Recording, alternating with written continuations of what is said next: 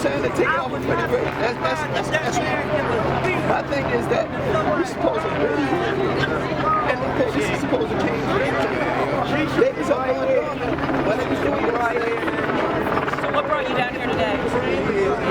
Not for my city. Not for my city and my boys. One less hungry mouth on the welfare. First ship them, don't let them deal with brothers. Give them guns, step back, watch them kill each other. It's time to fight back, that's what Huey said. 2 shots in the dark, now Huey's dead. I got love for my brothers, but we can never go nowhere unless we share with each other. We gotta start making changes. Learn to see me as a brother instead of 2 distant strangers. Thank you. Register to vote. Register to vote. That's all I look at. Register to vote. Voter registration. Voter registration card. Voter registration. Voter registration Excuse me, card. sir. Can you talk about what you have in your hand? Yeah, voter registration cards here. Because Martin said so eloquently, voteless people is a hopeless people. So we need our people to get registered to vote, exercise their right to vote.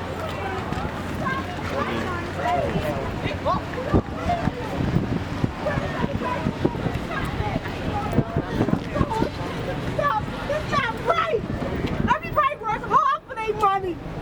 They work hard, and y'all destroying the city. It's not right. It's not right. Get your kids in control. Get them in control. Right. But there's a reason behind it. I worked here 19 years. I'll be nice. But there's a reason behind it. If you need to be heard, you're going to be heard one way or the other. That's crazy. You know what I'm saying? The elder. It is. Burnt the whole CVS down. That's just the way it is. Things will never be the same. That's just the way it is.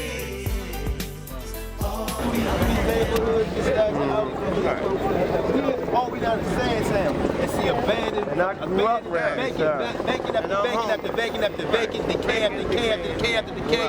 For years and years and years and years, how the hell you expect them to come up? These babies that came up on a war zone. Wow, they really got rational thinking. They really came up with rational thinking. When you drive through there, that's what oppression looks like. That's 40 years of oppression. That's what that looks like. You know what I'm saying? And it's hard to explain oppression to a people that ain't never been oppressed. Right. You see what I'm saying? See, they don't understand. It's like me trying to explain how fire look to a blind person. Right. You see what I'm saying? Run our own shit, because if we go out there in the county and fuck up that shit, they gonna shoot our ass quick. Whatever the fuck. They ain't gonna let us stand by and watch it burn if we go out there. It's like popcorn. It's like popcorn kernels in a pot. You keep heating the bottom of that daggone what's name? It's just gonna pop up and overflow. How do you feel about what transpired over the last few days? Well, first, honestly, my heart is really saddened right now. But I already know where it's coming from. It's coming from anger. Our youth do not know any other way to respond, and I think it's up to us, their leaders, their youth leaders, the clergymen, and their parents, the teachers, to be able to direct them to where they need to go. What they did here is not the right way to do. What do you think about the media attention that this has received? Now they lined up again.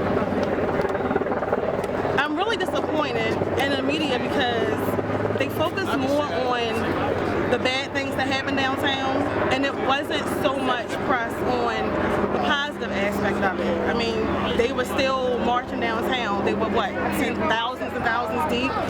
Nothing happened.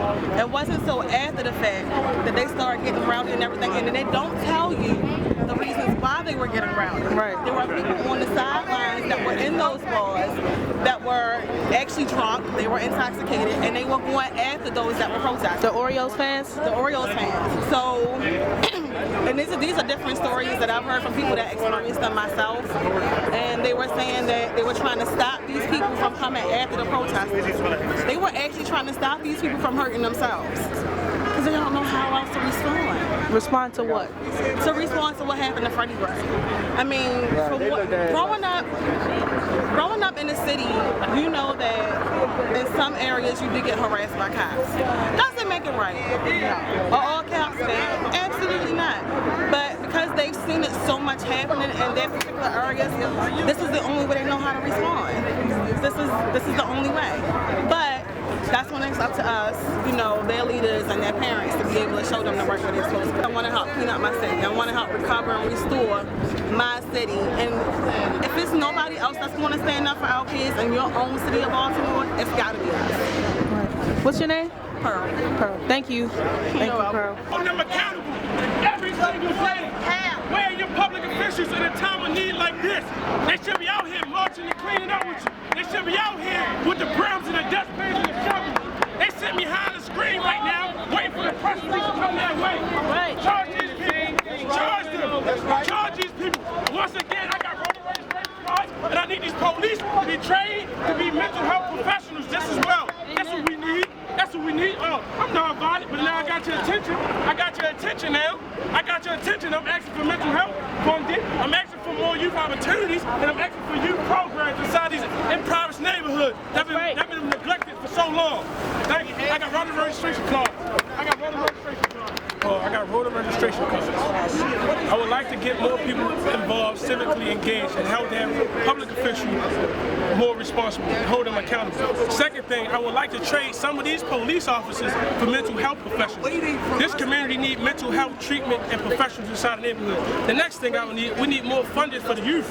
We need more youth opportunities. We need more youth employment. We need more youth programs. These are the things that this community needs, not police presence. We long too often see police presence, but lack of mental health professionals inside this community.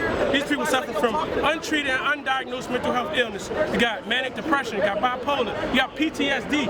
PTSD by civilians from constant years of oppression and police brutality. They don't talk about those narratives. We have to have these people out here destroying property to get you to care about people. When is it the time when we're going to sit here and focus on these people are ignored, abandoned? That's why you see what's going on here now. These people are fed up, and these youth had the courage to do things that some of these older people neglected to do for all these years. They need attention, they need to come down to these issues. Mental health treatment, youth opportunity, education investment, community reinvestment. We're not seeing these people do these things. We're not seeing the public dollars come back into these communities. You see these businesses, these are businesses that do not reinvest in the community that they're located in. That's what we're talking about here. So when you see somebody looting or destroying property, they do not feel connected to that property destroyed. You don't see them going in there burning down their own homes. You don't see them going down there burning the local churches. No, you see them going there vandalizing properties that they do not feel connected to. Where are these business owners? They don't live in the community. They probably didn't even know this was going on. You know why? Because they left. They're not invested inside the community. We need mental health treatment, we need youth opportunities, and we need to reinvest inside the education system here in Baltimore and hold not only our politicians accountable, but we need to hold our education leaders responsible as well.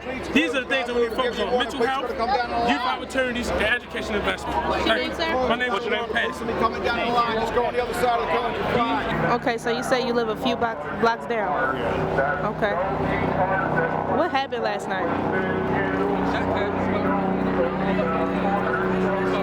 think there's a lot of things that happened last night. You can look at that right now.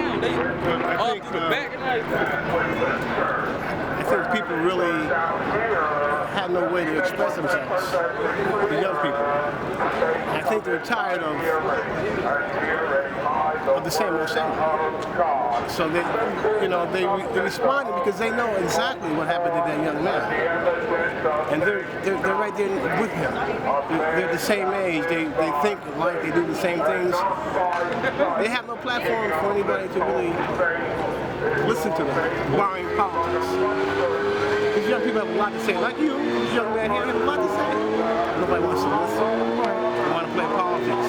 At the end of the day, you just have the same problem. So last night was indicative of what we're all about as people. But like a baby, when a baby is in need of something, what does the baby do? They'll start crying. They'll let you know, hey, I'm hungry, I'm wet, whatever. They're crying out for help because it hasn't stopped.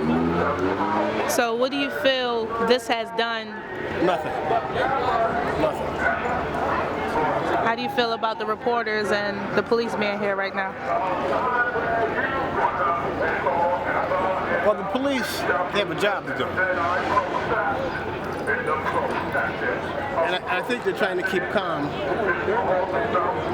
For the most part, most of them. The reporters are going to be here reporting because that's what they do. They want the ratings. But when they leave, they're going to leave and go to their own homes, their own neighborhoods, had nothing to do with this, and it'll be forgotten about. And that CVS, unless they decide to rebuild it, it'll be sitting there vacant for years to come. Why? Because it's right here. You look around the city, you see the same thing. Buildings vacant and stores vacant. So what do you think the solutions are? Where can we go from here? There has to be a platform established for young people where they feel that they're a part of this whole establishment, that their needs are being met, socially, economically, everything, spiritually. They need to get involved, but they're not being able to have a chance to get involved because of whatever issue people use. When they see African Americans, for the most part, young men, they depict them as a certain way. Right. It doesn't matter how you dress. It's all about how you think. Right. So you think there needs to be a change in the mindset of many Americans? Of course. Not only from other people, but even ourselves, even these young people. If you look through history, any history, American history, look at the Roman Empire. There's never been a time ever when people didn't have to die to make change. Change doesn't come because you sit down and you wish for it. Change comes because you initiate it. You initiate it. That's when change comes about. But if you're going to wait for someone to change your status for you, it's never going to happen. So at the same time, I understand how they feel. I just don't condone how they do things. Jeff Thompson. Jeff Thompson. Okay, thank you. Have a nice day. Say something. Yeah, sure. Now, I came on here on 8 o'clock to start cleaning. 8 o'clock today? This morning? Okay. Went home 20 minutes, came back up. I just got back up here. On my way up here, a small group of white females just got here the same time I did. Immediately they had cameras on them, getting interviews, getting free water. They're sweeping dirt. The work already been done. They're sweeping dirt. You see, it's nothing.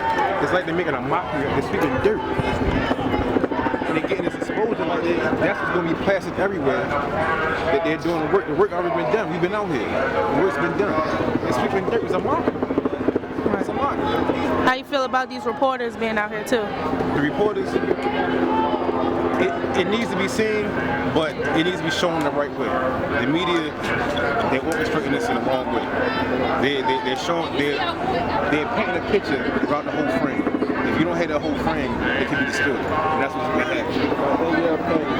You think it's done, or you think it's just beginning? It's not going to be done. It's not done. You can't appeal to a consciousness of something that doesn't have a conscience. For example, earlier today, when the National Guard came up, he said, I'm going to shake y'all hands. I backed up. He said, so I heard y'all had a party. I was having a party out here. I was invited to. He said, I'm joking. You're making a joke of it. You're making jokes like that. That's why you're not taking things serious. As long as the people are not being taken serious, it's going to keep going. It's going to keep going.